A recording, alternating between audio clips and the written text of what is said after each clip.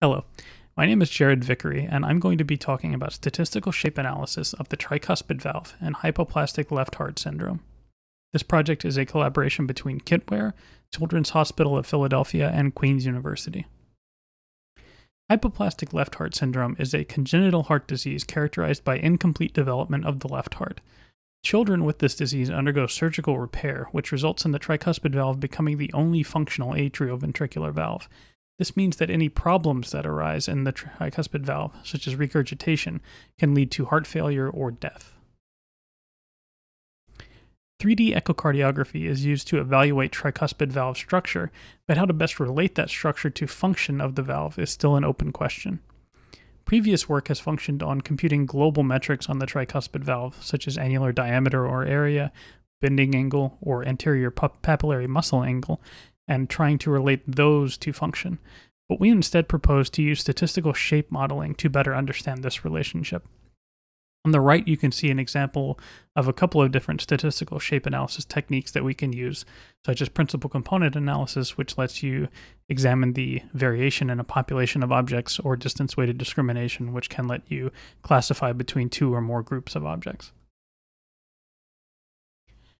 Transthoracic 3D echocardiography is done as a part of the standard echo lab for hypoplastic left heart syndrome at Children's Hospital of Philadelphia. DICOM images are imported and processed using Slicer Heart, and then segmentation is done on a single mid-systolic frame using 3D Slicer.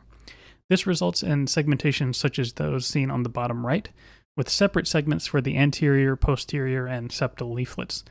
We also place landmarks at the commissure points. These are the points along the annulus of the valve where the leaflets meet, as well as the point at the center of the valve. Statistical shape analysis requires that we take these segmentations and produce high-quality models of each object, which are in correspondence across the entire population.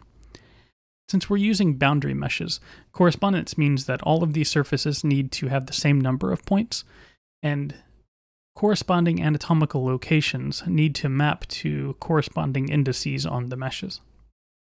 So we use a modified version of SPHARM-PDM to accomplish this. SPHARM-PDM works by taking an object, in this case one of the leaflets of the tricuspid valve, and mapping that object onto the surface of a sphere. We then use spherical harmonic decomposition to parameterize the surface. We add an additional step where we take the landmarks, so for a leaflet it would be two commissures and the center of the valve, and do a population-wise adjustment to make sure that these landmarks map onto the same positions on the sphere by rotating the spherical parameterizations of each case to match. This results on something like what you see on the right, which is for a single valve, we are coloring it by one of these spherical parameters. And you can see that because all of the leaflets have similar coloring, they are in good correspondence. Finally, once we do this modeling for each of the three leaflets of the valve, we merge them all into a single model to represent our overall valve structure. After we've created these models, we need to consider normalization. This is an important choice, how you do normalization, or even if you want to normalize when doing statistical shape analysis, and can have a large impact on the final analysis. We investigate a few different approaches here. We look at no scaling, we look at doing a typical Procrustes scaling, and then we also look at normalizing by BSA, which is a value that has been shown to correlate with physiological measures such as flow rate in previous work. After normalizing, we can then apply some of our statistical shape analysis techniques. Here we are looking at the results of principal component analysis, or PCA. PCA lets us visualize the mean and typical modes of variation present in a population to better understand what kind of typical anatomical variability there is. In this case, we're showing the mean shape in the middle column and the first four principal modes of variation in the rows.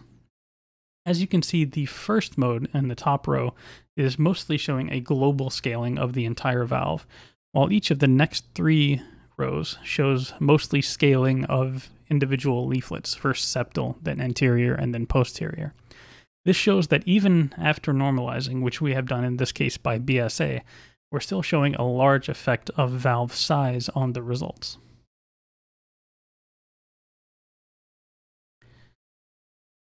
The second technique that we use to analyze these shapes is distance-weighted discrimination, which is a binary classification method that addresses some shortcomings that support vector machines show in cases where you have high-dimensional, low sample size data, which is often the case in shape analysis problems. It does this by considering the effects of all data on the separating hyperplane rather than just the limited set of support vectors that are near the separating hyperplane.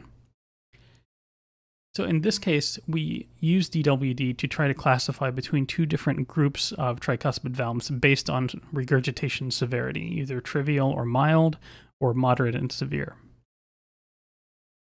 Here we see the results of DWD computations on these populations using the three different normalization schemes I mentioned earlier. The dark black bar in the center is the separating hyperplane, and the colored distributions represent the cases in each class projected onto the separating direction computed by DWD. Here we can see that we're able to separate trivial and mild from moderate and severe reasonably well with all three scalings, although it seems to be that no scaling performs the best and BSA scaling performs the worst, with a lot of the moderate group represented by orange creeping across the separating direction.